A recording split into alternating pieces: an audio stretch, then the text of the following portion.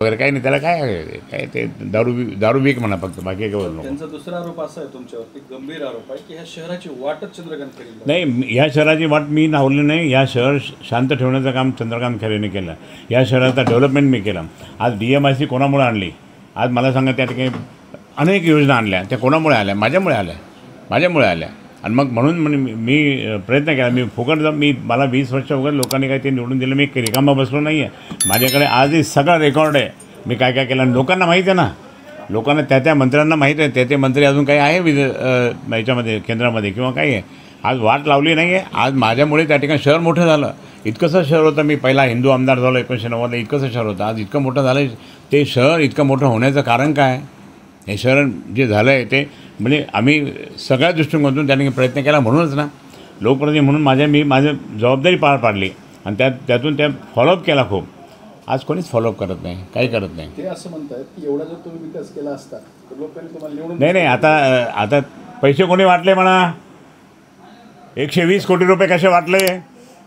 दारूच्या बाटल्या कशा वाटल्या? घराघरात पैशाच्या नोटा कशा दिल्या? पोट्ट्यानी त्यांनी दोघांनी मिळून. मग काय कसे दिले? मग हे कोणामुळे झाले? तुमच्यामुळेच झालं ना. आज आज रडतात लोक की तुमच्यासारखा माणूस त्या ठिकाणी काम करणारा माणूस त्या ठिकाणी आज पराभूत झाला. आता कोणीच काही लक्ष देत नाही. लाईट गेले तर लक्षात. मी दर महिन्यात मीटिंग घ्यायचो इलेक्ट्रिसिटीचे. दर महिन्यात घ्यायचो. 4 तास बैठक घ्यायचो. त्यामुळे अनेक प्रश्न सुटले. मी दर 3 महिन्यात त्या ठिकाणी म्हणजे ग्रामीण योजना आणि शहरी योजनेच्या मी बैठका घ्यायचो अनेक वेळेस. आणि मी खूप व्हिजिट करायचो. मी हे करायचो. वाट कोणी लावली? वाट तुम्ही लावली. लोकांना दारू पाजून त्या ठिकाणी लोकांना मतं घेतले. त्यांची दारू पाजून लोकांचे मतं घेतले. दारू पाजून हे म्हणा ना. नाही, व्यवसाय असला तर काय झाला की तुम्ही मग व्यवसाय पाहता, लोकांची सेवा नाही पाहत. आम्ही असं करतो का आमची म्हणजे व्यवसाय पाहायचा आणि लोकांना सोडून द्यायचं? असं नाही. हे त्याचं काम आहे. ते म्हणतात आता खैरे साहेबांनी नातवंड सांभाळावे. नाही, आता ते मी त्या थर्ड क्लास माणसाची काही बोलत नाही. त्याच्यामध्ये काही मला बोलायचं नाही. आता खासदार आहेत ते. नाही, कसला आला आता खासदार? काय आला? दारू पाजून आलेला निवडून आलेला माणूस काय? मी 20 वर्ष होता. तो आता शिकाला 1 वर्ष झालं तरी काही दिसतं काय काम त्याचं? मग अशी ते बोलताना म्हणले नाही, आता काही मला काही त्याचं काही बोलूच नका मला. नाही, त्याचं काही बोलूच नका. त्याचं संजय शिरसाटांनी तुम्हाला पक्षात घेण्याची ऑफर दिली होती ना, तर ते म्हणले की आम्ही पक्षात घेणार नाही.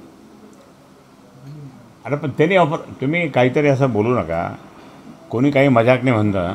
मी तुम्हाला आत्ता याच्या आधी काय सांगितलं? मी मेलो तरी शिवसेना सोडणार नाही. बाळासाहेब ठाकरेंची शिवसेना उद्धव साहेबांच्या नेतृत्वाखाली. आता इतकं बोलल्यानंतर सुद्धा मग मला माझी मारायची वाट पहा.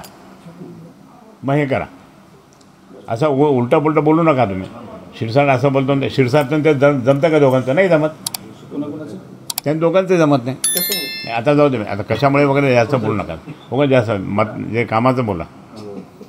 आजकाल तर तुम्हाला माहिती आहे, शिवसेना अडचणीत असल्यामुळे त्या ठिकाणी आपल्याला स्वतः सांगावं लागतं लोकांना, बाबा हे चला रे बाबा, या रे बाबा, हे काय घेऊन चालावं लागतं. हे असे प्रसंग आमचे आधी खूप आलेले आहे आणि ते आम्ही केलेलं आहे, सॉर्टआउट केलेलं आहे. आणि ते सॉर्टआउट करून मी त्याकडे दाखवणार. परत शिवसेना मी त्या ठिकाणी माननीय उद्धव साहेबांच्या नेतृत्वाखाली तशीच मी अखंडपणे मोठी करणार मी. फोन केलेला नाही, तो करतच नाही मला फोन. आता त्याचं नाव पण घेऊ नका माझ्यासमोर.